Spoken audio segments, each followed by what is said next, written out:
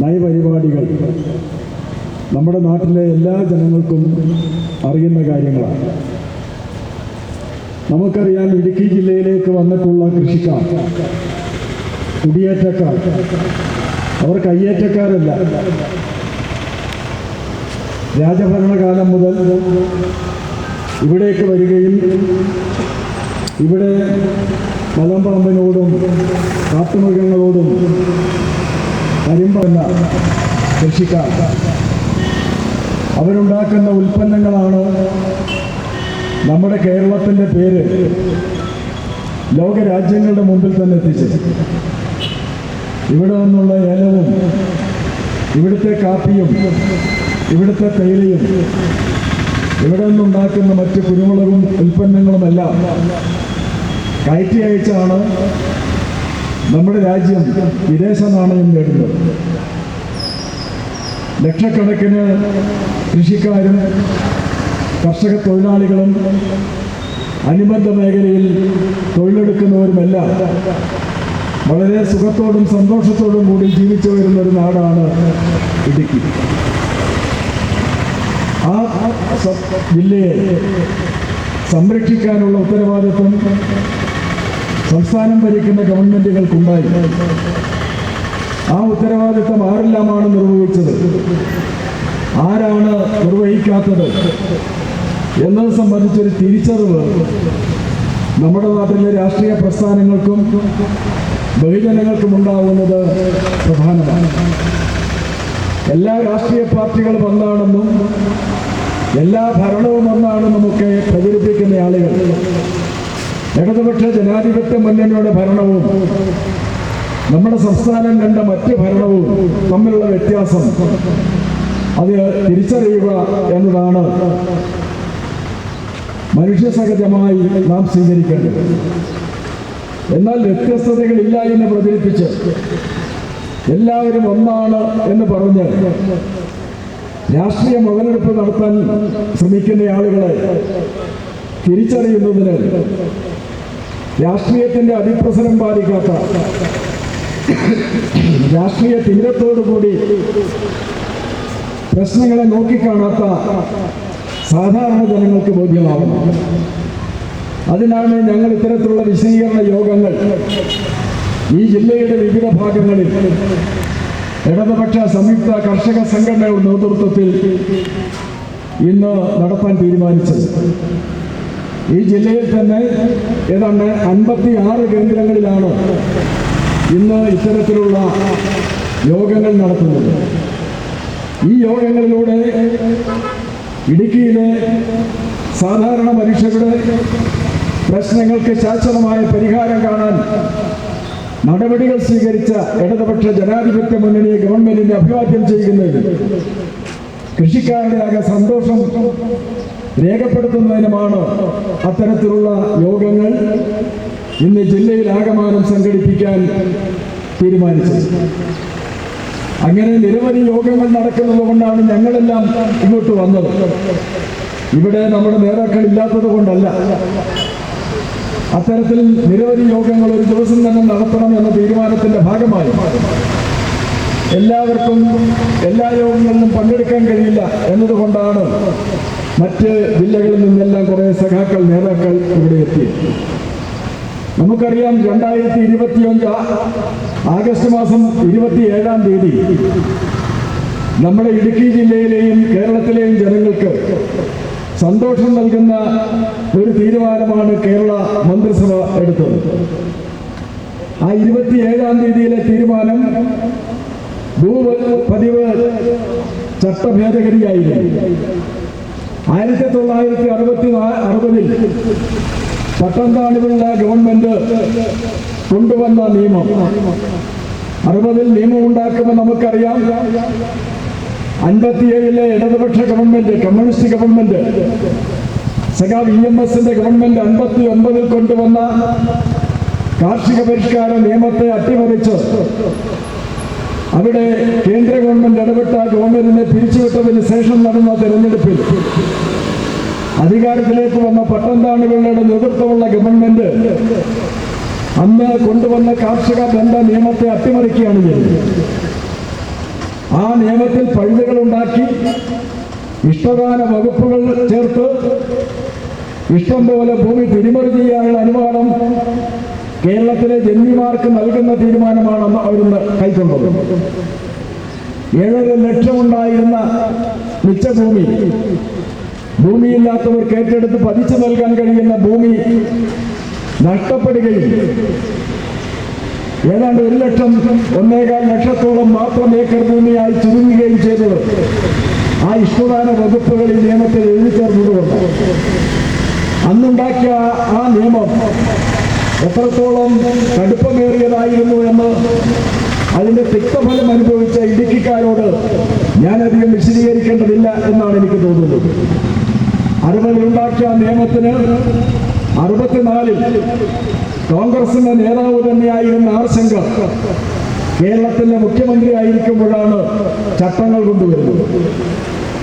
ആ ചട്ടങ്ങളിലൂടെ ഇടുക്കി ജില്ലയിൽ നടപ്പിലാക്കിയത്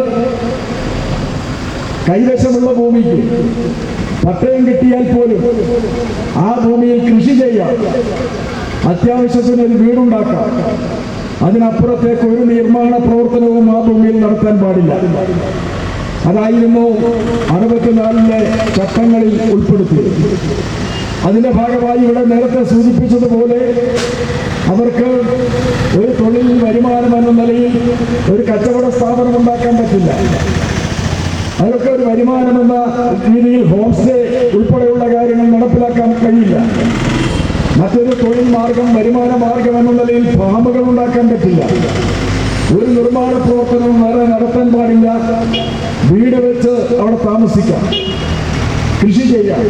ഇതിനപ്പുറത്ത് യാതൊരു അവകാശവുമില്ലാതെ ഇടുക്കി ജില്ലയിലെ മഹാഭൂരിപക്ഷം വരുന്ന കൃഷിക്കാരെയും ദ്രോഹിക്കുന്ന ചട്ടമായിരുന്നു 64-ൽ ആർ ശങ്കർ കൊണ്ടുവന്ന ചട്ടം.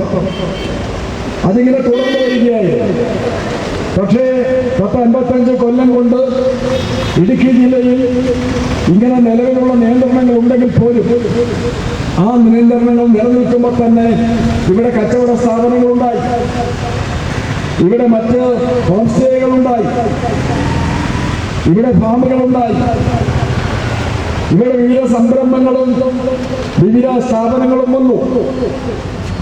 അത് പിന്നീട് തുറന്നു കൊണ്ടുപോകാൻ കഴിയാത്ത വിധമോ അതിൻ്റെ മേൽ നിയന്ത്രണം കൊണ്ടുവരുന്ന വിധമോ ഇടപെട്ടത് കോൺഗ്രസും UDF-ഉമാണ്. അതുകൊണ്ടാണ് തുടർന്ന് പോകാതിരുന്നത്. UDF അധികാരത്തിലിരിക്കുമ്പോൾ കോൺഗ്രസ് അധികാരത്തിലിരിക്കുന്ന കാലത്തല്ല ഇത്തരം പ്രശ്നങ്ങൾ ഉയർന്നു വന്നിട്ടുണ്ട്. 93-ൽ കെ കരുണാകരൻ കേരളത്തിന്റെ മുഖ്യമന്ത്രിയായി കരുണാകരൻ ഇരിക്കുമ്പോഴാണ് വനഭൂമിയുടെ മേലുള്ള അവകാശത്തിൽ ക്രമീകരണം കൊണ്ടുവരുന്ന ഒരു നിയമം വന്നത്.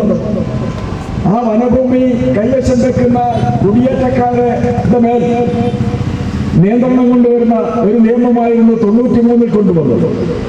ഇങ്ങനെയുള്ള നിയമങ്ങൾ കോൺഗ്രസിന്റെ കാലത്ത് കൊണ്ടുവന്ന എല്ലാ നിയമങ്ങളും കൃഷിക്കാർക്ക് അവരവരുടെ ഭൂമി ആവശ്യത്തിനനുസരിച്ച് ക്രയവിക്രയം ചെയ്യുന്നതിനോ ഉപയോഗിക്കുന്നതിനോ പര്യാപ്തമായിരുന്നില്ല. എല്ലാത്തിനും നിയന്ത്രണങ്ങളുണ്ടായിരുന്നു. ആ നിയന്ത്രണങ്ങളുമായി ബന്ധങ്ങൾ ഉള്ളപ്പോൾ തന്നെ മറ്റാവശ്യങ്ങൾ നിറവേറ്റുന്നതിന് കൃഷിക്കാർ ഭൂമി ഉപയോഗിച്ചിരുന്നു. അവിടെയാണ് 2016, 15, 16 കാലത്ത് 18 വരെ കോൺഗ്രസിന്റെ ചില ആളുകൾ ചില ഇടപെടലുകൾ നടത്താൻ തുടങ്ങിയത്. ചിന്നക്കനാലിൽ ഒരു ഹോട്ടൽ നിർമ്മാണവുമായി ബന്ധപ്പെട്ട് ആ നിർമ്മാണം നിർത്തിവെക്കണമെന്ന് ആവശ്യപ്പെട്ടുകൊണ്ട് കോടതിയിൽ ഒരു കേസ് വരികയാണ്. ആ നിർമ്മാണം നിർത്തിവെക്കുന്നതിന് വേണ്ടി വന്ന കേസിന്റെ അടിസ്ഥാനത്തിൽ ഇവിടെ നൽകിയിട്ടുള്ള 64-ലെ ചട്ടമനുസരിച്ച് നൽകിയിട്ടുള്ള പട്ടയങ്ങളിൽ വ്യവസ്ഥ ചെയ്തിട്ടുള്ളത് കൃഷിഭൂമി കൃഷിക്കാരന് കൃഷി ചെയ്യാനും പാടില്ല എന്ന വ്യവസ്ഥയുടെ അടിസ്ഥാനത്തിൽ ആ ഹോട്ടലിന്റെ നിർമ്മാണം നിർത്തിവെക്കണം എന്നായിരുന്നു ആവശ്യപ്പെട്ടത്. യൂത്ത് കോൺഗ്രസിന്റെ നേതാവ് ഏതാണ്ട് ബിജു മാണി എന്ന് പറയുന്ന യൂത്ത് കോൺഗ്രസിന്റെ ഈ ജില്ലയിലെ നേതാവ്, ആ നേതാവാണ് കോടതിയെ സമീപിച്ചത്. കോടതിയെ സമീപിച്ച് കോടതി കേസ് വന്നതിന്റെ ഭാഗമായി വിജിലൻസിന് പരാതി കൊടുക്കുന്നു. വിജിലൻസിന്റെ അന്വേഷണത്തിന്റെ ഭാഗമായി അതിന്റെ നിർമ്മാണം നിർത്തിവെക്കണമെന്ന് പറഞ്ഞു. കലക്ടർ സ്റ്റോപ്പ് നമ്പർ കൊടുത്തു. അതിനുശേഷം എല്ലാ കാര്യങ്ങളിലും ഇടപെടുന്ന, യാതൊരു കഥയുമില്ലാത്ത, ഞങ്ങളുടെ നാട്ടിൽ പറയുന്നത് യാതൊരു അന്തവും ഇല്ലാത്ത ഒരാളുണ്ടല്ലോ, മാത്യു കുഴൽനാടൻ. അദ്ദേഹം ഒരു കേസ് കൊടുത്തു. ആ കേസിന്റെ അടിസ്ഥാനത്തിൽ ഇവിടെയുള്ള എല്ലാ നിർമ്മാണ പ്രവർത്തനങ്ങളും നിർത്തിവെക്കണം എന്ന ഉത്തരവാണ് കോടതിയിൽ നിന്ന് വന്നത്. അതുപോലെ തന്നെ പിന്നീട് ബൈസൺവാലിയിലെ നമ്മുടെ ലാലി വിൻസെന്റ് എന്ന് പറയുന്ന കോൺഗ്രസ് നേതാവ് മാത്യു കുഴൽനാടനും മുഖേന മറ്റൊരു ഹർജി കൊടുത്തു. ആ ഹർജി തീർപ്പാക്കുന്നതിന്റെ ഭാഗമായിട്ടുള്ള കോടതി ഉത്തരവ് സംസ്ഥാനത്തുള്ള ഇങ്ങനെ കിട്ടിയ 64 ചട്ടങ്ങളനുസരിച്ച് കിട്ടിയ എല്ലാ നിർമ്മാണങ്ങളും സംസ്ഥാനത്ത് തന്നെ നിർത്തിവെക്കണമെന്നതാണ് അങ്ങനെ വന്നത്. ജനങ്ങൾക്ക് സഹായമൊന്നും ചെയ്യുന്നില്ലെങ്കിലും നന്നായിട്ട് ദ്രോഹിക്കുക എന്നതാണല്ലോ കോൺഗ്രസിന്റെ സമീപനം. എല്ലാ കാലത്തും അങ്ങനെയാണ്. അപ്പൊ ഇവിടെയും അത് തന്നെ ചെയ്തു. ജനങ്ങൾക്ക് ഒരു നീതിയും കിട്ടേണ്ടതില്ല, ഒരു സഹായം കിട്ടേണ്ടതില്ല. എന്നാൽ സഹായിക്കാൻ കഴിയില്ലെങ്കിലും മിണ്ടാതിരിക്കണ്ടേ, ദ്രോഹിക്കാതിരിക്കണ്ടേ. ഞങ്ങളുടെ നാട്ടിലൊരു കഥ പറയും, ഇവിടെ എങ്ങനെ പറയുമെന്ന് എനിക്കറിയില്ല. ഭിക്ഷയില്ല എന്ന് പറയാനുള്ള അവകാശം എനിക്കാണ് എന്ന് പറയുന്നത് പോലെ വീട്ടിലെ കാരണവർ ഭിക്ഷയ്ക്ക് വന്നയാളെ എന്തായാലും ഭിക്ഷയില്ല എന്ന് പറഞ്ഞ് തിരിച്ചേക്കാണല്ലോ. അപ്പൊ വീട്ടില് ഭിക്ഷയ്ക്ക് വന്നയാളോട് അവിടെ ജോലിയെടുക്കുന്ന കാര്യസ്ഥൻ പറഞ്ഞു ഭിക്ഷയില്ല. അയാൾ തിരിച്ചുപോയി. അപ്പൊ കാരണവർ ഇത് കാണുകയാണ്. കാരണവർ പറഞ്ഞു അതെങ്ങനെ തിരിച്ച് അയക്കുക, അത് നീ എങ്ങനെ പറയുക, അയാളെ എങ്ങോട്ട് വിളിക്കുന്നു പറഞ്ഞു. അപ്പൊ ഇയാൾ സന്തോഷിച്ചു, ഭിക്ഷ കൊടുക്കാനായിരിക്കുന്നു. ആ ഭിക്ഷക്കാരൻ തിരിച്ചു വന്നപ്പോൾ പറഞ്ഞു ഇവിടെ ഭിക്ഷയില്ല. ആ ഭിക്ഷയില്ല എന്ന് പറയാനുള്ള അവകാശം എനിക്കാണ് എന്ന് പറയുന്നത് നമ്മുടെ കേരളത്തിലെ കോൺഗ്രസ് എന്തുമില്ല എന്ന് പറയാനും എല്ലാത്തിനെയും മുടക്കാനുമാണ് കോൺഗ്രസ് നിൽക്കുന്നത്. ആ കോൺഗ്രസ് ആളുകളെ സഹായിച്ചിട്ടില്ലെങ്കിലും ദ്രോഹിക്കാൻ മിടുക്കന്മാരാണ്. അങ്ങനെയാണ് ഈ നിയമത്തിന്റെ ഭേദഗതികൾ കൊണ്ടുവരുന്നത്. എങ്ങനെ ജനങ്ങളെ ഇത് ബാധിക്കും, എങ്ങനെ പാവപ്പെട്ട മനുഷ്യരുടെ, കൃഷിക്കാരുടെ ജീവിതത്തെ ഇത് ബാധിക്കും എന്ന് പരിശോധിക്കണ്ടേ?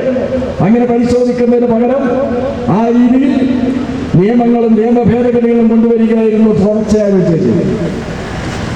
ആ ഏതെങ്കിലും ഒരാൾക്കെതിരെ എന്തെങ്കിലും ഒരു പ്രശ്നമുണ്ടെങ്കിൽ അത് പൊതുവിൽ കൃഷിക്കാരെ ആകെ ബാധിക്കാവുന്ന വിധം നിയമ നടപടികളിലേക്ക് പോയി. അങ്ങനെയാണ് ഈ പ്രശ്നം ഇത്രത്തോളം വഷളായത്. അപ്പൊ നമുക്കറിയാം, കോടതിയിൽ കേസ് വന്നപ്പോ ആ കേസ് 2015 കേസ് വന്നപ്പോ സ്വാഭാവികമായും ആ കോടതിയിൽ ഗവൺമെന്റിന്റെ സത്യവാങ്മൂലം കൊടുക്കണം. ആ ഗവൺമെന്റ് കൊടുത്ത അഫിഡവിറ്റ് അന്ന് ഉമ്മൻചാണ്ടി മുഖ്യമന്ത്രി, റവന്യൂ വകുപ്പ് മന്ത്രി അടൂർ പ്രകാശിന്റെ നിർദ്ദേശപ്രകാരം കൊടുത്ത സത്യവാങ്മൂലം, സുശീല ഭട്ട് എന്ന് പറയുന്ന സ്പെഷ്യൽ പ്ലീഡർ കൊടുത്ത സത്യവാങ്മൂലത്തിൽ പറയുന്നത് ഇതെല്ലാം നിർത്തിവെക്കണം. ഈ പട്ടയം നൽകിയതിന് വിരുദ്ധമായിട്ടാണ് ഈ നിർമ്മാണ പ്രവർത്തനങ്ങൾ, അതുകൊണ്ടെല്ലാം നിർത്തിവെക്കണമെന്ന ഇടുക്കി ജില്ലക്കാരുടെ തലയിൽ ഇടിവെട്ടേറ്റതുപോലെയുള്ള ഒരു അഫിഡവിറ്റായിരുന്നു അന്ന് കോടതിയിൽ സമർപ്പിച്ചത്. അങ്ങനെയാണ് കോടതി ഇടപെടുന്നത്. അതുകൊണ്ട് തന്നെ ഈ നിർത്തിവെക്കണമെന്ന നിർദ്ദേശത്തെ കോടതി അംഗീകരിക്കുകയും ഉത്തരവിറക്കുകയും ചെയ്തു. അതിനെതിരായി ഇടതുപക്ഷ ജനാധിപത്യ മുന്നണി ഗവൺമെന്റ് സുപ്രീം കോടതി അപ്പീൽ കൊടുത്തു. ആ അപ്പീൽ അവിടെ ഇടതുപക്ഷ ജനാധിപത്യ മുന്നണി ഗവൺമെന്റ് ഈ ഉത്തരവ്, ഹൈക്കോടതിയുടെ ഉത്തരവ് റദ്ദ് ചെയ്ത് പുതിയ ഉത്തരവ് ഇറക്കണമെന്നാണ് ആവശ്യപ്പെട്ടതെങ്കിൽ പോലും അവിടെയും കോൺഗ്രസ് ഇടപെട്ടു. കോൺഗ്രസിന്റെ പ്രധാനപ്പെട്ട നേതാവ് ചിദംബരത്തെ സുപ്രീം കോടതി വക്കീലാണ്, അദ്ദേഹത്തെ ഉപയോഗപ്പെടുത്തിക്കൊണ്ട് സർക്കാർ കൊടുത്ത സ്റ്റേയും ആവശ്യവും ഇതെല്ലാം റിജക്ട് ചെയ്തുകൊണ്ട്, തള്ളിക്കളഞ്ഞുകൊണ്ട് ഹൈക്കോടതിയുടെ ഉത്തരവ് നടപ്പിലാക്കാൻ വേണ്ടി സുപ്രീം കോടതി തീരുമാനിച്ചു. അങ്ങനെ നടപ്പിലാക്കാൻ തയ്യാറായതിന്റെ ഭാഗമായിട്ടുള്ള പുതിയ പ്രശ്നങ്ങളാണ് ഇടുക്കി ജില്ലയിൽ പിന്നെ വന്നത്. അത് പരിഹരിക്കണമെങ്കിൽ പിന്നെന്ത് വേണം? കോടതികൾ തന്നെ ഒരു നിർദ്ദേശം വന്നു. കോടതിക്ക് ഇക്കാര്യം നിർത്തിവെക്കാൻ കഴിയില്ല, ഹൈക്കോടതിയുടെ ഉത്തരവ് നടപ്പിലാക്കാനേ പറ്റൂ. പക്ഷേ സംസ്ഥാന ഗവൺമെന്റിന് ആവശ്യമെങ്കിൽ നിയമം നിർമ്മിക്കാം. അങ്ങനെയാണ് ഇടതുപക്ഷ ജനാധിപത്യ മുന്നണി ഗവൺമെന്റ് 2023 ഇത്തരത്തിൽ സെപ്റ്റംബർ 12-ാം തീയതി സെപ്റ്റംബർ 23-ാം തീയതി ഒരു ബില്ല് നിയമസഭയിൽ അവതരിപ്പിക്കുന്നു. ഈ ഭൂപതിവ് ചട്ടങ്ങൾ ഭേദഗതി ചെയ്യുന്ന ബില്ല് നിയമം. ആ ബില്ല് നിയമസഭയിൽ വന്നപ്പോ ചർച്ചയൊക്കെ നടന്നെങ്കിലും ഐക്യകണ്ഠേന ആ ബില്ല് പാസ്സാക്കി. അതിൽ പ്രതിപക്ഷം എതിർത്തില്ല പാസ്സാക്കുമ്പോൾ. പക്ഷേ ബില്ല് പാസ്സാക്കിയതിനു ശേഷം പുറത്തു വന്നപ്പോ കോൺഗ്രസും UDF-ഉം ആ ബില്ലിനെതിരായിട്ട് സമരം തുടങ്ങി. ഇടുക്കി കലക്ടറേറ്റിന് മുമ്പിൽ PJ ജോസഫ് തന്നെ ബില്ല് കത്തിച്ചുകൊണ്ടുള്ള സമരം നടത്തി. UDF-ന്റെ നയമതായിരുന്നു. നിയമസഭയ്ക്കായിട്ട് ഐക്യകണ്ഠേന എല്ലാവരും ചേർന്ന് പാസ്സാക്കിയ ബില്ല്, നിയമമാക്കിയ ബില്ല് ഇവിടെ പുറത്തു വന്നപ്പോൾ UDF സമരം. ആ UDF-ന്റെ സമരത്തെ പിന്തുണയ്ക്കുന്ന രീതിയിലായിരുന്നു ഗവർണറുടെ സമീപനം. ആ നിയമത്തിന്, ആ ബില്ല് അംഗീകാരം കൊടുക്കാൻ ഗവർണർ വൈകി. ആരിഫ് മുഹമ്മദ് ഖാൻ എന്ന ഗവർണർ, നമ്മുടെ നാട്ടിലൊക്കെ പറയാറുള്ളത് പോലെ ദൈവം തന്നാലും പൂജാരി പറയും കൊടുക്കണ്ട എന്ന് പറയുന്നത് പോലെ നിയമസഭ പാസ്സാക്കിയ നിയമമാണ്. ഐക്യകണ്ഠേന പാസ്സാക്കിയ നിയമത്തിൽ ഗവർണർ ഒപ്പിടാതെ നീട്ടിക്കൊണ്ടുപോയി. അങ്ങനെ അവസാനം 2024 ഗവർണർ ഒപ്പിടുന്നത്. ഗവർണർ ഒപ്പിട്ട് ആ നിയമമായി. അതിനുശേഷം അതിന്റെ ചട്ടങ്ങൾ 2025 ആഗസ്റ്റ് മാസം 27-ാം തീയതി കേരളത്തിലെ ഗവൺമെന്റ് ചട്ടങ്ങൾ ഉണ്ടാക്കി. ആ ചട്ടങ്ങൾ അംഗീകരിച്ച് ക്യാബിനറ്റ് അംഗീകരിച്ചു. ക്യാബിനറ്റ് ആ നിയമത്തിന് ചട്ടങ്ങൾ അംഗീകരിച്ചാൽ ആ നടപ്പിലാക്കുന്നതിന്റെ ഭാഗമായി സബ്ജക്ട് കമ്മിറ്റിയുടെ പരിഗണനയിൽ വിടണം. ഇപ്പൊ ആ ചട്ടങ്ങൾ, ആ നിയമം ഉൾപ്പെടെ സബ്ജക്ട് കമ്മിറ്റിയുടെ പരിഗണനയ്ക്ക് വിട്ടിരിക്കുകയാണ്. സ്വാഭാവികമായും സബ്ജക്ട് കമ്മിറ്റിയിൽ അത് അനുകൂലമായി തന്നെയാണ് തീരുമാനമെടുക്കുക. അപ്പൊ ഈ രീതിയിൽ ഒരു നിയമനിർമ്മാണത്തിൽ ആവശ്യമായി വന്നതെന്തുകൊണ്ടാണ് കേരളത്തിലെ കോൺഗ്രസും UDF-ഉം ഒക്കെ എടുത്ത നിലപാടുകളുടെ ഭാഗമായിട്ടാണ്. ഇവിടെ നമുക്കറിയാം, എത്രയോ കാലത്ത് മുമ്പ് ആരും വരാത്ത കാലത്ത് ഇവിടെ ധാരാളം ആളുകൾ കടന്നു വരണമെന്നും കൃഷി ചെയ്യണമെന്നുമൊക്കെ സർക്കാരും രാജഭരണകാലത്തുമൊക്കെ ആവശ്യപ്പെട്ടതിന്റെ അടിസ്ഥാനത്തിൽ കടന്നു വന്നവർ, ഏതെങ്കിലും പ്രദേശത്ത് കുറച്ച് ഭൂമി ഉണ്ടെങ്കിൽ അതെല്ലാം വിറ്റ് ആ പണവുമായി വന്ന ഭൂമി വില കൊടുത്ത് വാങ്ങിയവർ, അധ്വാനിച്ച് ജീവിക്കാൻ വേണ്ടി കടന്നു വന്നവർ, കൃഷി ചെയ്യുന്നതിനും അധ്വാനിച്ച് ജീവിക്കുന്നതിനുമൊക്കെ കടന്നു വന്ന പാവപ്പെട്ട മനുഷ്യരധികമുള്ള ഒരു നാടാണ് ഈ നാട്. തൊഴിലെടുത്ത് ജീവിക്കുന്നവരാണ്. അതിൽ ചെറിയ കുറച്ചുപേർ ഇടത്തരക്കാരും ഉണ്ടാകും.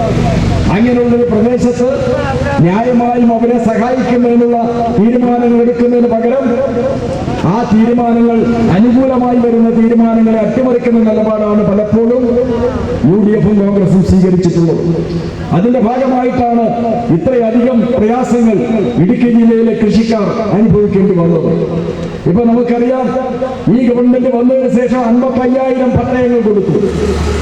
UDF-ന്റെ കാലത്ത് കൊടുത്ത പട്ടയത്തിന്റെ നിബന്ധന എന്തായിരുന്നു? 1 ഏക്കറിന് മാത്രമേ പട്ടയമുള്ളൂ. 1 ഏക്കറിന് മാത്രമേ പട്ടയം കൊടുക്കൂ. 1 ലക്ഷത്തിലധികം വരുമാനമുള്ളവർക്ക് പട്ടയം ഇല്ല. അതുപോലെ തന്നെ ആ ഭൂമി ക്രയവിക്രയം ചെയ്യാൻ പാടില്ല, മറ്റാവശ്യങ്ങൾക്ക് വിനിയോഗിക്കാൻ പാടില്ല. ഇങ്ങനെ നിബന്ധനകൾ വെച്ചുകൊണ്ടായിരുന്നു UDF കൊടുത്ത പട്ടയം. എന്നാൽ ഇടതുപക്ഷ ജനാധിപത്യ മുന്നണി കൊടുത്ത 55,000 പട്ടയം ക്രയവിക്രയം ചെയ്യാനുള്ള അനുവാദമുണ്ട്. 4 ഏക്കർ വരെ പട്ടയം. വരുമാനത്തിന്റെ പരിധി എടുത്തു കളഞ്ഞു. ഏത് ഗവൺമെന്റാണ് കൃഷിക്കാരെ സഹായിച്ചത്? കോൺഗ്രസിന്റെ ഗവൺമെന്റാണോ അതോ ഇടതുപക്ഷ ഗവൺമെന്റാണോ? വസ്തുതകളെ വസ്തുതകളായിട്ട് വിലയിരുത്താനും മനസ്സിലാക്കാനും നമ്മുടെ നാട്ടിലെ ജനങ്ങൾക്ക് കഴിയണ്ടേ? 1 ഏക്കർ വരെ പട്ടയം കൊടുക്കൂ എന്ന് പറഞ്ഞ UDF, 4 ഏക്കർ വരെ പട്ടയം കൊടുക്കാമെന്ന് പറഞ്ഞ LDF തമ്മിൽ ഒന്നാണ്. 1 ലക്ഷം വരുമാന പരിധി നിശ്ചയിച്ച UDF വരുമാന പരിധി എടുത്തു കളഞ്ഞ് എത്ര വരുമാനമായാലും പട്ടയം കൊടുക്കാം എന്ന് തീരുമാനിച്ച ഇടതുപക്ഷ ജനാധിപത്യ മുന്നണി ഗവൺമെന്റ്. ആ ഭൂമി കൃഷിക്കാരന് ഏത് ആവശ്യത്തിന് വേണ്ടി വിനിയോഗിക്കാം. അത് ബാങ്കിൽ പണയം വെച്ച് പണമെടുക്കാം, ക്രയവിക്രയം നടത്താം, ഏത് ആവശ്യങ്ങൾക്ക് വേണ്ടി വിനിയോഗിക്കാമെന്ന് പറഞ്ഞ് ഇടതുപക്ഷ ജനാധിപത്യ മുന്നണിയും മറ്റൊരാവശ്യത്തിന് വിനിയോഗിക്കാൻ പാടില്ല എന്ന് പറഞ്ഞ UDF ഒന്നാണോ? വേർതിരിച്ച് കാണാൻ ഇടുക്കി ജില്ലയിലെ ജനങ്ങൾക്ക് സാധിക്കണം, നമ്മുടെ നാട്ടിലെ ജനങ്ങൾക്ക് സാധിക്കണം. ഇപ്പൊ അങ്ങനെയാണ് ഇടതുപക്ഷ ജനാധിപത്യ മുന്നണി ഗവൺമെന്റ് പട്ടയം നൽകുന്നത്. തീർച്ചയായും ഇതിന് തെറ്റിദ്ധാരണ ഉണ്ടാക്കാനും ആശയക്കുഴപ്പം ഉണ്ടാക്കാനുമുള്ള എല്ലാ പ്രചരണങ്ങളും നടക്കും. ആദ്യകാലങ്ങൾ മുതൽ ഇവിടെ വരുന്ന എല്ലാ തീരുമാനങ്ങളും അട്ടിമറിക്കുന്ന കുറെ ആളുകളുണ്ട്. കോൺഗ്രസിനെ പോലെ, മറ്റ് BJPയെ പോലെ, മറ്റ് രാഷ്ട്രീയ പാർട്ടികളെ പോലെ കുറെ പരിസ്ഥിതിവാദികൾ. എവിടെയെങ്കിലുമൊക്കെ ഏത് വികസനം വന്നാലും മാറ്റങ്ങൾ വന്നാലും അവിടെയൊക്കെ ഇടപെടുന്ന പരിസ്ഥിതിവാദികൾ. ആ പരിസ്ഥിതിവാദികളും ഈ പ്രശ്നത്തിൽ ഇടുക്കി ജില്ലയിലെ കൃഷിക്കാർക്കെതിരായ നിലപാടാണ് സ്വീകരിച്ചത്. ഇപ്പോഴും ആ നിലപാട് തന്നെയാണ് ഇതിനെതിരായി. ഇതിപ്പോ ഈ ചട്ടങ്ങൾ വന്നതിന് മുമ്പുള്ള 2021 മുമ്പുള്ള നിർമ്മാണങ്ങളെ മാത്രമേ അംഗീകരിക്കൂ. അതിനുശേഷമുള്ള നിർമ്മാണങ്ങൾ അംഗീകരിക്കില്ല. ഇനി തുടർന്ന് വന്നാലും അംഗീകരിക്കില്ല. ഈ പ്രചരണം വ്യാപകമായി നടക്കുന്നുണ്ട്. കേരളത്തിന്റെ മുഖ്യമന്ത്രിയും റവന്യൂ മന്ത്രിയും കൃത്യമായി പറഞ്ഞല്ലോ, ഇത് നിയമമായി ചട്ടം ഭേദഗതി വരുന്നു കഴിഞ്ഞാൽ തുടർച്ചയായി ഇനിയുണ്ടാകുന്ന എല്ലാ നിർമ്മാണങ്ങൾക്കും അത് ബാധകമാക്കുമെന്നാണ് മുഖ്യമന്ത്രിയും റവന്യൂ മന്ത്രിയും അസന്നിഗ്ധമായി പറഞ്ഞിട്ടുള്ളത്. ആശയക്കുഴപ്പം ഉണ്ടാക്കാൻ നടക്കുന്ന കോൺഗ്രസുകാരോടും മറ്റുള്ളവരോടുമൊക്കെ നിങ്ങൾക്ക് പറയാൻ കഴിയണം, ഇതിൽ ഒരു സംശയം വേണ്ട, പറയുന്ന കാര്യങ്ങൾ നടപ്പിലാക്കുന്ന ഗവൺമെന്റാണ് ഇടതുപക്ഷ ജനാധിപത്യ മുന്നണി ഗവൺമെന്റ്. കേരളത്തിന്റെ മുഖ്യമന്ത്രിയെ സംബന്ധിച്ച് എന്താണ് കേരളത്തിലെ ജനങ്ങളുടെ അഭിപ്രായം? പറയുന്നത് നടപ്പിലാക്കും, നടപ്പിലാക്കാൻ പറ്റുന്ന കാര്യങ്ങളെ പറയൂ. അങ്ങനെ പറയുന്ന കാര്യങ്ങൾ നടപ്പിലാക്കുകയും നടപ്പിലാക്കാൻ പറ്റുന്ന കാര്യങ്ങൾ മാത്രം പറയുകയും ചെയ്യുന്ന ഏക മുഖ്യമന്ത്രിയുടെ പേരാണ് സഖാവ് പിണറായി വിജയൻ എന്ന കാര്യം മറക്കേണ്ടതില്ല എന്നീ നാട്ടിലെ ജനങ്ങളോട് ഞങ്ങൾക്ക് പറയാൻ കഴിയും. കാരണം അത്തരം ഒരുപാട് കാര്യങ്ങൾ കേരളത്തിൽ നടപ്പിലാക്കിയിട്ടുണ്ട്. എങ്ങനെയെല്ലാമാണ് കൃഷിക്കാരെ ദ്രോഹിക്കാൻ UDFും കോൺഗ്രസും തയ്യാറായത് നമ്മൾ കണ്ടില്ലേ. ഇവിടെ കേന്ദ്ര ഗവൺമെന്റ് 1972 ഒരു വന്യമൃഗ സംരക്ഷണ നിയമം കൊണ്ടുവന്നു. ഏറ്റവും കൂടുതൽ ഇപ്പൊ അതിന്റെ ദുരന്തം അനുഭവിക്കുന്ന ഒരു നാടായി കേരളം മാറിയില്ലേ. ആ 72 കൊണ്ടുവന്ന ആ നിയമം വന്യമൃഗങ്ങളുടെ വംശനാശം സംഭവിക്കുന്നുവെന്ന നിലയിൽ കൊണ്ടുവന്ന നിയമം. നമ്മൾ വന്യമൃഗങ്ങളെ എല്ലാം കൊന്നെടുക്കണമെന്ന് ആവശ്യപ്പെടുന്നില്ല. എല്ലാ മൃഗങ്ങളും ഉണ്ടാവണം, എല്ലാ ജീവജാലങ്ങളും ഉണ്ടാവണം. പക്ഷേ അത് മനുഷ്യന് ഭീഷണിയായി വരുമ്പോ, മനുഷ്യന്റെ ജീവിതത്തെ ബാധിക്കുന്ന വിധത്തിലേക്ക് മാറുമ്പോ അതിന് പരിഹാരം ഉണ്ടാക്കണ്ടേ? ആ നിയമം കുറച്ചുകൂടി കർശനമാക്കി കൊണ്ടുവരികയായിരുന്നു കോൺഗ്രസിന്റെ കാലത്തും BJPയുടെ കാലത്തും ഉണ്ടായി. 76 ആ നിയമം കൊണ്ടുവന്നതിന് ശേഷം 76 ഗവൺമെന്റ്, അന്നുണ്ടായിരുന്ന ഗവൺമെന്റ് 42ാം ഭരണഘടനാ ഭേദഗതിയിലൂടെ ആ നിയമം കർശനമാക്കി. ആ 42ാം ഭരണഘടനാ ഭേദഗതി വന്നപ്പോ കേന്ദ്ര സംസ്ഥാന ഗവൺമെന്റുകളുടെ സംയുക്ത നിയന്ത്രണത്തിലേക്ക് ആ നിയമം പോയി. നേരത്തെ അങ്ങനെ ആയിരുന്നില്ല. നേരത്തെ സംസ്ഥാനത്തിന് നിയമം ഉണ്ടാക്കാം, കേന്ദ്രത്തിന് നിയമം ഉണ്ടാക്കാം. അങ്ങനെ സംസ്ഥാനത്തിൻ്റെതായ അധികാര അവകാശങ്ങൾ ഉണ്ടായിരുന്ന നിയമത്തെ മാറ്റി കൺകറന്റ് ലിസ്റ്റിലാക്കി 42ാം ഭരണഘടനാ ഭേദഗതി കൊണ്ടുവന്ന്. ആരായിരുന്നു അത്? അന്ന് രാജ്യം ഭരിച്ചതാരാ? അന്ന് രാജ്യം ഭരിച്ചത് കോൺഗ്രസിന്റെ ഗവൺമെന്റാണ്. 73 ഇവിടെ ടൈഗർ പ്രൊജക്ട് കൊണ്ടുവന്നു. ആ ടൈഗർ പ്രൊജക്ട് കൊണ്ടുവന്ന് കടുവകളുടെ വംശനാശം വരുന്നുവെന്ന് പറഞ്ഞിട്ടാണ്. കേരളത്തിൽ 2 കേന്ദ്രങ്ങളാണ്, പെരിയാറും പറമ്പിക്കുളവും. ടൈഗർ പ്രൊജക്ട് നടപ്പിലാക്കിയത്. കടുവകളുടെ എണ്ണം വർദ്ധിച്ചു. ഇന്ന് ലോകത്ത് തന്നെ ഏറ്റവും കൂടുതൽ ഉള്ള കടുവകളുള്ള രാജ്യമായിട്ട് ഇന്ത്യ മാറി. അതിൽ തന്നെ 40% കടുവകൾ കേരളത്തിലാണ്. ഒരു കടുവയ്ക്ക് അതിന്റെ ആവാസ സ്ഥലമെന്ന് പറയുന്നത്, ആവാസം ചെയ്യാനുള്ള സഞ്ചരിക്കാനുള്ള സ്ഥലമെന്ന് പറയുന്നത് 100 ചതുരശ്ര കിലോമീറ്ററാണ് ഒരു കടുവയ്ക്ക്. അപ്പൊ 100 ചതുരശ്ര കിലോമീറ്ററിനകത്ത് മറ്റൊരു കടുവ വരാൻ ഒരു കടുവ സമ്മതിക്കില്ല. അപ്പോൾ ഈ പെറ്റ് പെരുകി വരുന്ന കടുവകൾക്കെല്ലാം അവരുടെ ആവാസ കേന്ദ്രം എന്ന് പറയുന്നത് എത്ര ചതുരശ്ര കിലോമീറ്റർ വനം വേണം? നാട്ടിലേക്ക് ഇറങ്ങാണ് കടുവ. ഇങ്ങനെ ആളുകളെ കൊല്ലുന്നു. ഏറ്റവും കൂടുതൽ ആളുകൾ കൊല്ലപ്പെടുന്നത് കേരളത്തിലല്ല, മറ്റ് സംസ്ഥാനങ്ങളിലാണ്. നമ്മുടെ സംസ്ഥാനത്ത് കുറവാണ്. എങ്കിൽ പോലും കുറച്ചാളുകളെങ്കിലും കുറച്ചാൾ മരിക്കുന്നുണ്ടല്ലോ. ഇപ്പോ കഴിഞ്ഞ കൊല്ലം 124 ആളുകൾ മരിച്ചു. ഇക്കൊല്ലം നമ്മുടെ സംസ്ഥാനത്ത് 6 ആളുകളാണ് മരണപ്പെട്ടത്. മറ്റ് വന്യമൃഗങ്ങളുടെ ആക്രമണത്തിലും കുറെ പേർ മരണപ്പെട്ടിട്ടുണ്ട്. പക്ഷെ ഇതിന് നിയന്ത്രണം ഉണ്ടാവണ്ടേ? വന്യമൃഗങ്ങൾ ഇങ്ങനെ വരുമ്പോ, വർദ്ധിച്ചു വരുമ്പോ അതിന്മേൽ നിയന്ത്രണമില്ലാതിരുന്നാൽ കൃഷിനാശം, സാധാരണ മനുഷ്യർക്ക് ജീവിക്കാൻ കഴിയില്ല, വീടുകൾക്കകത്ത് പോലും ജീവിക്കാൻ കഴിയില്ല. അതിന്റെ വിശദീകരണത്തിന്റെ ആവശ്യമില്ലല്ലോ, നമ്മളെല്ലാം ദൈനംദിനം കണ്ടുകൊണ്ടിരിക്കുന്നതാണ്. ലോകത്തെ പല രാജ്യങ്ങളിലും ഇത്തരത്തിലുള്ള മൃഗങ്ങളുടെ വംശം വർദ്ധിച്ചു വരുമ്പോ, എണ്ണം പെരുകി വരുമ്പോ അതിനെ നിയന്ത്രിക്കാൻ ഗവൺമെന്റ് തന്നെ തീരുമാനങ്ങൾ എടുക്കാറുണ്ട്. ഇപ്പൊ ആസ്ട്രേലിയയിലെ അവിടുത്തെ ദേശീയ മൃഗമാണ് കങ്കാരു. ആ കങ്കാരുവിന്റെ എണ്ണം വർദ്ധിച്ചാൽ അത് ജനങ്ങൾക്ക് ദ്രോഹം ചെയ്യും. ആ കങ്കാരുവിന്റെ എണ്ണം വർദ്ധിക്കുമ്പോൾ ദേശീയ മൃഗമായിട്ട് പോലും അതിനെ ക്ഷുദ്രജീവിയായി പ്രഖ്യാപിക്കും അവിടുത്തെ ഗവൺമെന്റ്. ഒരു കൊല്ലം ആ ഗവൺമെന്റ് പ്രഖ്യാപിച്ചത് 12 ലക്ഷം കങ്കാരുവിനെ കൊല്ലാനായി. കാരണം അതിന്റെ എണ്ണം വർദ്ധിച്ചപ്പോൾ. അത് എണ്ണം നിയന്ത്രണ വിധേയമായാൽ ആ തീരുമാനം അവർ പിൻവലിച്ചു. അങ്ങനെ ലോകത്തെ പല രാജ്യങ്ങളും അവരുടെ രാജ്യത്തുണ്ടാകുന്ന ഇത്തരം മൃഗങ്ങളുടെ വർധനവ് ജനങ്ങൾക്ക് ദ്രോഹമായി മാറുമ്പോൾ നിയമം കൊണ്ടുവരാറുണ്ട്. നമ്മുടെ രാജ്യത്ത് തന്നെ ബീഹാറിൽ നീലക്കാളകൾ എന്ന് പറയുന്ന ഒരു മൃഗം, അത് ജനങ്ങളെ ആക്രമിക്കാൻ തുടങ്ങിയപ്പോ ബീഹാറിലെ കലക്ടർ വെടിവെച്ച് കൊല്ലാനുള്ള ഉത്തരവിട്ടു. അതുപോലെ ഉത്തരാഖണ്ഡിൽ പന്നികളുടെ എണ്ണം വർദ്ധിച്ചപ്പോ പന്നികളെ വെടിവെച്ച് കൊല്ലുന്നതിന് കലക്ടർ ഉത്തരവിട്ടു. ആ നിയമം ഇപ്പൊ കലക്ടർമാർക്ക് ഉത്തരവിടാൻ പറ്റില്ല. അതെല്ലാം ഭേദഗതി ചെയ്തു. 2022 BJP ഗവൺമെന്റ് ആ നിയമം കർശനമാക്കി. 4 ഷെഡ്യൂളുകളിലുള്ള 1ഉം 2ഉം ഷെഡ്യൂളുകളിലുള്ള മൃഗങ്ങളെ കൊല്ലാനും പാടില്ല, അതിനെ ദ്രോഹിക്കാൻ പാടില്ല. കൊല്ലുക മാത്രമല്ല, ഒരു വടിയെടുത്ത് അടിക്കാൻ പോലും പാടില്ല. മറ്റ് ഷെഡ്യൂളുകളിലുള്ള മൃഗങ്ങളെ കൂടി അതിൽ ഉൾപ്പെടുത്തി. കുരങ്ങ്, മയില് എല്ലാം ഇപ്പൊ അത്തരത്തിലുള്ള സംരക്ഷിത പട്ടികയിൽ വന്നു. ആ മൃഗങ്ങൾ എണ്ണം വർദ്ധിച്ചു. നാട്ടുമ്പുറത്തേക്ക് വന്നു. ആന നാട്ടിലേക്ക് എത്തി. കടുവയും പുലിയും നാട്ടിലേക്ക് വന്നു.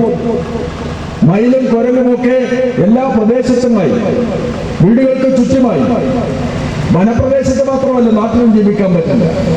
ഗവൺമെന്റ് പറഞ്ഞു പന്നിയെങ്കിലും ഒന്ന് വെടിവെച്ച് കൊല്ലാൻ അനുവാദം വേണം. കേന്ദ്ര ഗവൺമെന്റ് ആവശ്യപ്പെട്ടു. കേന്ദ്രം അനുവദിച്ചില്ല. സംസ്ഥാനം ശക്തമായ നിലപാട് പറഞ്ഞു, പന്നിയെ ഞങ്ങൾ വെടിവെച്ച് കൊല്ലും. അപ്പൊ കേന്ദ്രത്തിന്റെ ഒരു നിബന്ധന വന്നു. അവർ പറഞ്ഞത്, ഫോറസ്റ്റ് ഡിപ്പാർട്ട്മെന്റ് മുഖേന പറഞ്ഞത്, പന്നിയെ വെടിവെക്കുന്നതിന് മുമ്പ് ആ പന്നി പെൺപന്നിയാണോ എന്ന് നോക്കണം. എന്നത് മാത്രമല്ല, അത് ഗർഭിണിയാണോ എന്ന് പരിശോധിക്കണം. ഗർഭിണിയാണെങ്കിൽ വെടിവെച്ച് കൊല്ലാൻ പറ്റില്ല. അപ്പൊ കാട്ടുപന്നി ഗർഭിണിയാണോ എന്നൊക്കെ പരിശോധിച്ച് വെടിവെച്ച് കൊല്ലാൻ നിന്ന് തരുമോ? എന്തൊരു കാടൻ വങ്കത്തരമാണ് പറഞ്ഞത്. കേരളത്തിലെ ഗവൺമെന്റ് പറഞ്ഞു, മുഖ്യമന്ത്രി പറഞ്ഞു, പന്നിയെ വെടിവെച്ച് കൊല്ലും. അതിന് ഉത്തരവിട്ടു. അപ്പോഴേക്കും കേന്ദ്ര ഗവൺമെന്റ് പറഞ്ഞു, അവ അധികമായി കൃഷിനാശം സംഭവിക്കുന്നുവെന്ന് വന്നാൽ, മനുഷ്യനെ ആക്രമിക്കുന്നുവെന്ന് വന്നാൽ കൊല്ലാം. പക്ഷെ അതിന്റെ ഇറച്ചി ഭക്ഷണത്തിന് ഉപയോഗിക്കാൻ പാടില്ല. അത് മണ്ണെണ്ണ ഒഴിച്ചോ പെട്രോൾ ഒഴിച്ചോ കത്തിച്ചു കളയണം. ഇതാണ് കേന്ദ്രം പറഞ്ഞത്. കേരളത്തിലെ പഞ്ചായത്ത് പ്രസിഡന്റുമാർക്കുൾപ്പെടെ അനുവാദം നൽകുന്ന അധികാരം നൽകുന്ന വിധത്തിൽ അതിനൊരു ഭേദഗതി പോകും.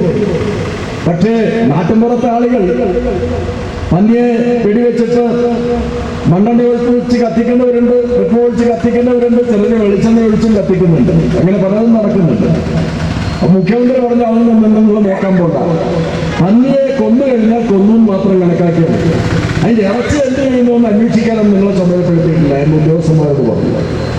ഇപ്പോ നമ്മുടെ ഗവൺമെന്റ് ഈ വന്യമൃഗങ്ങളുടെ മേൽ നിയന്ത്രണം കൊണ്ടുവരാനുള്ള നിയമം അതിന്റെ ബില്ല് തയ്യാറാക്കി നിയമസഭയിൽ വരിക. ആ നിയമം വ്യവസ്ഥയിൽ എന്താ? മനുഷ്യനെ ആക്രമിക്കുന്ന, കൃഷി നാശം വരുത്തുന്ന, ജനദ്രോഹമുണ്ടാക്കുന്ന ഇത്തരം മൃഗങ്ങളെ ക്ഷുദ്രജീവികളായിട്ട് പ്രഖ്യാപിക്കാൻ, പ്രഖ്യാപിച്ച മൃഗങ്ങളെ കൊല്ലാൻ എങ്ങനെ വേണമെങ്കിലും കൊല്ലാം. വെടിവെച്ചിട്ടോ തല്ലിക്കൊല്ലുകയോ എങ്ങനെയാ അത് കൊല്ലാം. അതിനുള്ള അധികാരം ഉൾപ്പെടുത്തിക്കൊണ്ടുള്ള നിയമമാണ്. മാത്രമല്ല അതിന് ചീഫ് വൈൽഡ് ലൈഫ് വാർഡൻ അദ്ദേഹത്തെ ചുമതലപ്പെടുത്തി.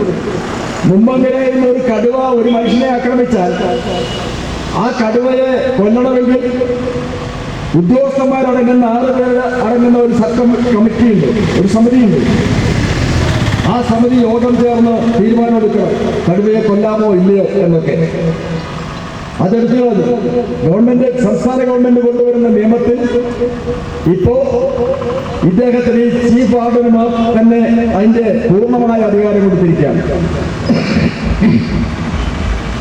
അദ്ദേഹത്തിന്റെ പവർ, അധികാരം ഡെലിഗേറ്റ് ചെയ്യാം കലക്ടർമാർക്കോ താഴെയുള്ള ഉദ്യോഗസ്ഥന്മാർക്കോ നൽകി അങ്ങനെ അവർക്ക് ഇതിൽ ഇടപെടാം.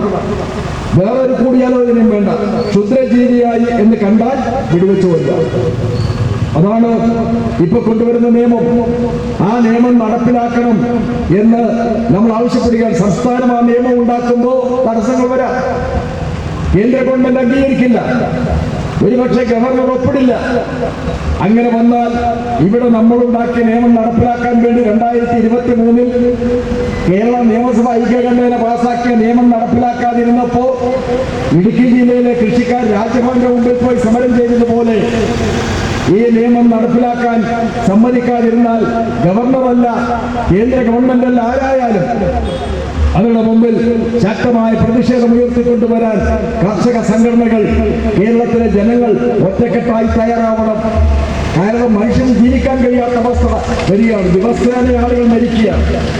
വീട്ടിൽ കിടന്നുറങ്ങാൻ നിവൃത്തിയില്ലാത്ത അവസ്ഥയിലേക്ക് പോകാൻ.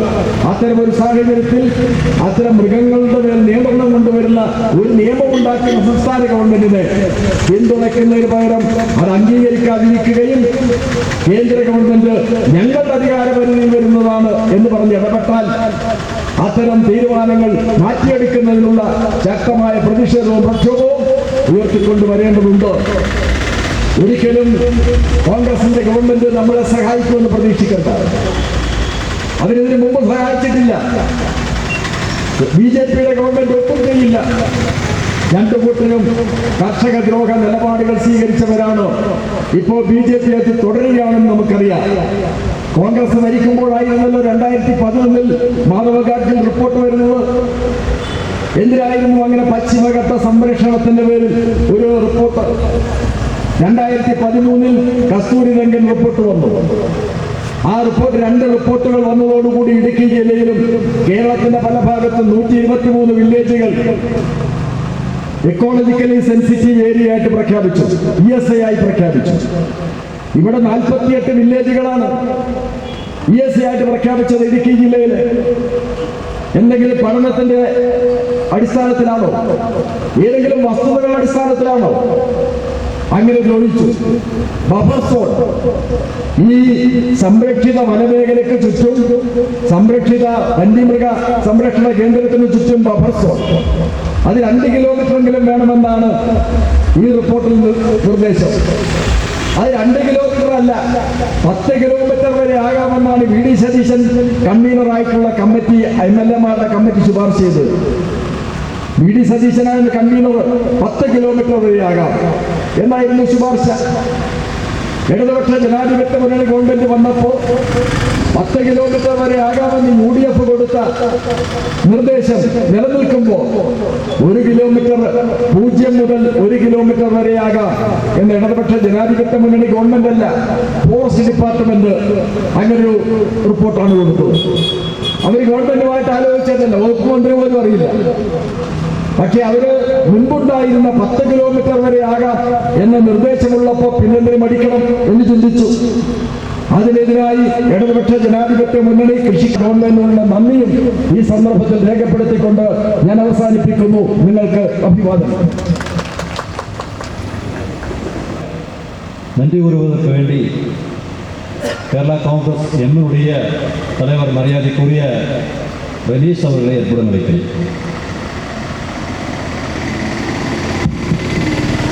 கூட்டத்தின் தலைவர் PS சசிகுமார் அவர்களே, CPM-னுடைய ஏரியா கமிட்டி செக்ரட்டரியும் LDF-னுடைய கன்வீனரும் சிஜிமோன் அவர்களே, கூட்டத்தை துவக்கி வைத்து பேசிய ராஜேந்திரன் அவர்களே, இந்தியன் கம்யூனிஸ்ட் மார்க்சிஸ்ட் பார்ட்டியோட மூத்த தலைவர்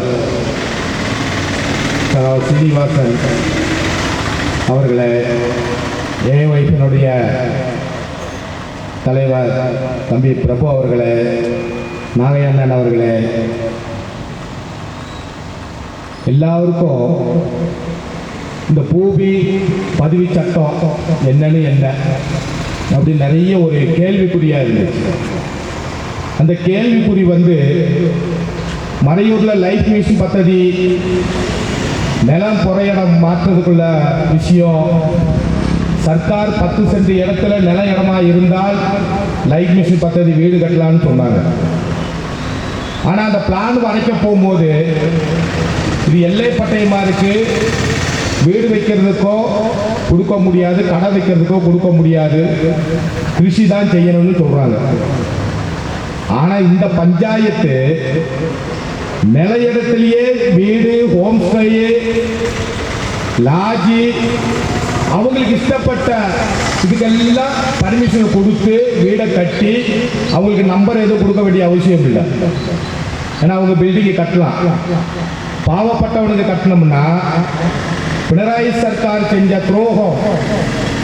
நான் கேட்கிறேன், ஒரே வார்த்தை தான் நான் கேட்கிறேன். இந்த பஞ்சாயத்தோட வைஸ் பிரசிடன்ட் ஜோமோன் தோமஸ் இருக்காரு, அவங்க அம்மா பேர்ல 5 சென்ட் பட்டையை நீ வாங்கினீங்களே பாறையில, அது எந்த சர்க்கார் கொடுத்துச்சு? எந்த சர்க்கார் கொடுத்துச்சு? 2019 பினராயி விஜயன் வந்த பிறகுதான் உனக்கு பட்டயமே கிடைச்சிச்சு. ரெண்டாவது இன்னொரு தலைவருக்கு நாச்சுவையில் முன் பஞ்சாயத்து வைஸ் பிரசிடன்ட், அவருக்கு கொடுத்த பட்டயமும் பினராயி சர்க்கார் வந்த பட்டயம் தான். ஆனா இவங்க என்ன சொல்றது, UDF பர்ணம் வந்துருச்சுன்னா மலையவே மறிச்சதுன்னு சொல்றாங்க. உங்களால 22 வருஷமா கையேற்ற பூமின்னு சொல்லிட்டு பாவப்பட்ட காந்தலூரும் மறையூரும் விவசாயிகளை ஏமாத்திக்கிட்டு இருந்தீங்களே, அன்னைக்கு தெரியல உங்களுக்கு கையேற்ற பூமின்னு? சொல்லுங்க. 16ல பினராயி முதலமைச்சராக இருக்கும் போது 17ல ஒரு ஆர்டினன்ஸ் கொண்டு வந்தாரு. காலனி பாகத்தில் உள்ள லட்சம் காலனியில் உள்ளதும் ஹவுசிங் போர்டில் உள்ளதும் பட்டயம் கொடுக்கணும்னு சொல்லி, இந்த பஞ்சாயத்து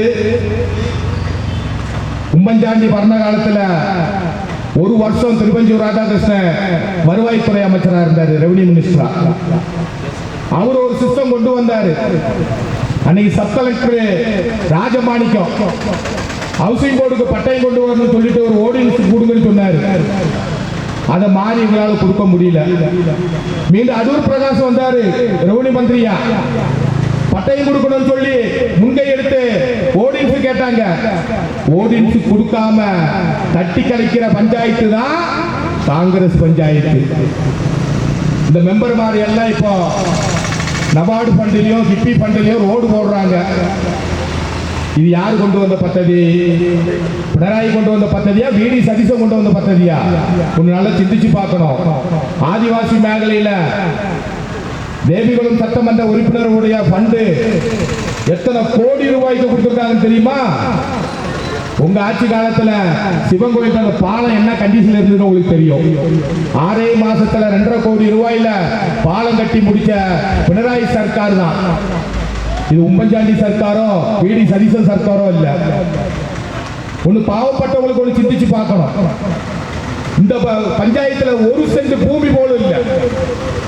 பஞ்சாயத்துல ஃபாரஸ்ட்லயோ இல்ல ரெவென்யூலயோ இடம் வாங்கி ஒரு விகசனம் செய்யறதுக்குள்ள கழிவு இந்த பஞ்சாயத்துக்கு இல்ல, காங்கிரஸ் கட்சிக்கு இல்ல. ஆனா பூமி பதிவு சட்டத்தை கொண்டு வந்து பாஸ் ஆக்கி, வன்னிய மிருகங்கள் சட்டத்தை கொண்டு வந்து பாஸ் ஆக்கின்னு சொன்ன உடனே இது பொய் பிரச்சாரம், இது ஏமாத்துறாங்க. 2026 மீண்டும் யூடிஎஃப் பரணம் வரும். அது யாரை வச்சு அந்த பேப்பரை கொளுத்துனாங்க தெரியுமா? பிஜே ஜோசப் கேரளா காங்கிரஸ் ஜோசப்பை வச்சு இந்த ஓடுறது தப்புன்னு ஓர்டர் போட்டார். ஆனா அவரும் ரெவன்யூ மந்திரியா இருந்தாரு. அவரு பேதகதி அவரும் பண்ண முடியல. 64, 63, 64, 93 பேதகதி கொண்டு வந்தாங்க. அதை நடைமுறைப்படுத்துறதுக்கு அன்னைக்கு உள்ள சர்க்கார், யூடிஎஃப் சர்க்கார் அவகணிச்சு. அந்த அவகணத்துக்கு அப்புறம் தான் 2019 ஒரு ஓடினன்ஸ் கொண்டு வந்தாங்க. மலையோர கர்ஷகர்களோட பிரச்சனை இருக்கு.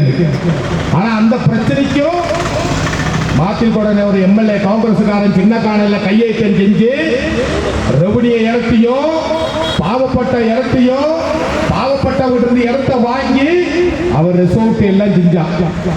அதை பினராயி சர்க்கார் விஜிலன்ஸ் கொடுத்துச்சு.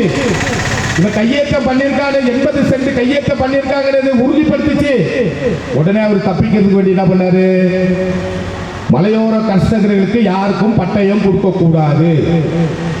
அப்படி பட்டயம் கொடுத்தா அவங்களுக்கு முன்னுரிமை ஆகி போகும். இப்ப நிறைய பேர் சிந்திச்சுக்கிட்டு இருக்காங்க. தாங்களூர், மறையூர், நம்ம காங்கிரஸ் கட்சியில் இருந்தாலும் சரி, எந்த கட்சியில் இருந்தாலும் சரி, பாவப்பட்ட ஜனங்க ஒண்ணு மட்டும் நமக்கு அங்கீகாரம் சொல்லக்கூடிய ஒரே காரியம் அந்த பட்டயம் மட்டும்தான். ஒரு காலத்துல 56 நம்ம மொழிவாரியா பிரிச்சுங்க வந்தப்போ அன்னைக்கு நின்ன எம்எல்ஏ மாதிரி எல்லாம் பட்டயம் இருந்தா மாத்திரம் தான் தேர்தலில் பங்கெடுத்திருக்காங்க. ஆதார் கார்டோ ரேஷன் கார்டோ அல்ல. ஒவ்வொரு கர்ஷகருக்கும், ஒவ்வொரு விவசாயிக்கும் உனக்கு முன்னுரிமை வேண்டும்னா பட்டயம் வேணும். ஆனா இப்ப தலைவர் சொன்னாரு, பட்டயம் கையில இருக்கு, ஆனா ஒரு பிரவர்த்தனமும் நடத்த முடியாது. வில்லேஜுக்கு போனா இந்த பட்டயம் ஆதாரம் 10 ஆதாரம் செஞ்சிருந்துச்சு, 11 ஆதாரம் செய்யும் போது கைவசம் கிடைக்கல. ஏன் கைவசம் கிடைக்க மாட்டேங்குது? இது கள்ள பட்டயமா, இது நல்ல பட்டயமா அவன் கேட்கிறான். பட்டயத்துல எல்லை பட்டயமா, HRC பட்டயமா, செட்டில்மெண்ட் பட்டயமா, செம்பு பட்டயமா ஆதாரம் செய்யும் போது அதுல கரெக்டா குறிப்பிட எழுதியிருந்தாங்கன்னா அவனுக்கு கைவசம் கிடைக்கும். ஒரு கைவசம் வாங்கிறதுக்கு 17 முன்னாதாரம் காங்கிரஸ் ஆட்சியில. ஆனா இப்போ ஒரு கைவசம் வேணும்னா பட்டய மாசம் ஸ்கெட்ச் எடுத்து சொல்லி வில்லேஜ்ல ரிப்போர்ட் கிடைச்சிச்சுன்னா தாசில்தார் அப்ரூவ் பண்ணா கைவசம் கிடைக்குது. ஆனா பாவப்பட்டவனுக்கு ஒரு பூமி இருக்கிறதுக்குள்ள அதிகாரமோ இதையும் கெடுத்து நாசம் பண்ணது UDF Sarkar, Congress Sarkar. Housing board 1994 கொடுக்கப்பட்டது. இன்ன வரைக்கும் அந்த பட்டயம் கொடுக்க முடியல காங்கிரஸ் ஆளுகளை வச்சு. ஆனா இடதுசாரி ஜனநாயக முன்னணி ஆட்சி காலத்தில் வந்தப்போ மாஸ்டர் எழுதி பினராயி சர்க்காரு பஞ்சாயத்து தேர்தலுக்கு முன்னால பட்டயம் கொடுப்போம் ஹவுசிங் போர்டு. அது யாவது ஒரு மாற்றம் கிடையாது. அது காங்கிரஸ் காலம் தான். அங்க இருக்க காங்கிரஸ் காரங்க பட்டயம் பினராயி சர்க்கார் கொடுக்கும். ஏன் அது மைக்கு கட்டி பேசுங்க. பினராயி தரல, சின்ன கணல கையேற்றம் பண்ணோம். யாரு பண்ணது? காங்கிரஸா எல்டிஎஃபா? ஒரு சிந்திச்சு பார்க்கணும். நீங்க மாங்கலத்துல கையேற்றம் பண்ணது யாரு? காங்கிரஸா கம்யூனிஸ்டா? யூத் காங்கிரஸ் தலைவர் மாங்குளத்திலையும் சின்ன காணலையும் வட்டவடை சிலந்தையாலை கையேற்றம் பண்ணாங்க. ஆதிவாசி மேல இடத்த எப்படி கையேற்றம் பண்ணாங்க? நீலக்குறிச்சி இடம் கவர்மெண்ட் ரெவன்யூ பூமியை அட்டிமறிச்சு கொண்டு கிராண்டிஸ் மரத்தை வச்சு எந்தெந்த தலைவர் மாதிரி எம்பி மாதிரி எம்எல்ஏ மாதிரி இடம் இருக்குன்னு சொல்லணுமா? ஆனா இப்ப நேரம் இல்ல. இல்லைன்னா அத்தை மட்டும் நான் சொல்லி போய்கிட்டே இருப்பேன். எனக்கெல்லாம் அதை பத்தி கவலையே கிடையாது. ஆனா இந்த பாதி ராத்திரிலையும் இந்த கர்சருக்கு வேண்டி இடதுசாரி ஜனநாயக முன்னணி ரெவன்யூ மந்திரிக்கும் இடுக்கி மந்திரிக்கும் சட்ட அமைச்சருக்கும் முதலமைச்சர் பினராயி விஜயன் அவர்களுக்கும் நன்றி கூறுவதற்கு வேண்டி வாழ்த்துக்குறை கூறுவதற்கு வேண்டி இங்கு கூடியிருக்கும் எல்டிஎஃப் எல்லா மேடைகளையும் கீழே இருக்கக்கூடிய எல்லா தலைவர்களுக்கும் ஊர் மக்களுக்கும் இந்த கூட்டத்தில் வந்து எல்லா ஒத்துழைப்பையும் கொடுத்த எல்லா அனைவரும் எல்டிஎஃப் எல்லாருக்கும் ஒத்து வாக்கில நன்றி கூறி விடைபெறுகிறேன். நன்றி, வணக்கம். மதிப்புக்குரிய தோழர்களே, இந்த பொதுக்கூட்டத்தின் வாயிலாக இங்கு துவங்கி வைத்து பேசிய அருமை தோழர் ராஜேந்திரன் அவர்கள் மிக தெளிவான முறையிலே எடுத்துரைத்தார்கள். இந்த விஷயங்களை எல்லாம் மறையூர், காந்தலூர் போன்ற பகுதிகளிலே விளம்பரப்படுத்தி இடதுசாரி ஜனநாயக முன்னணியுடைய அரசு செய்த நன்மைகளை பற்றி மக்கள் மத்தியிலே எடுத்துரைக்க வேண்டும் என்பதை மாத்திரம் இந்த நேரத்தில் கூறிக்கொண்டு இந்த பொதுக்கூட்டத்துக்கு வருகை தந்து இது சிறப்பித்து தந்த மரியாதைக்குரிய தோழர் ராஜேந்திரன் அவர்களுக்கும் இடதுசாரி ஜனநாயக முன்னணியுடைய தோழர்கள் அனைவருக்கும் மீண்டும் ஒருமுறை இடதுசாரி கர்ஷக சங்கத்தின் மூலமாக மனமார்ந்த நன்றியை தெரிவித்து கொண்டு இந்த பொதுக்கூட்டம் தற்காலிகமாக நிறைவடைந்ததாக அறிவித்துக் கொள்கிறேன். நன்றி, நல்வாழ்த்துக்கள்.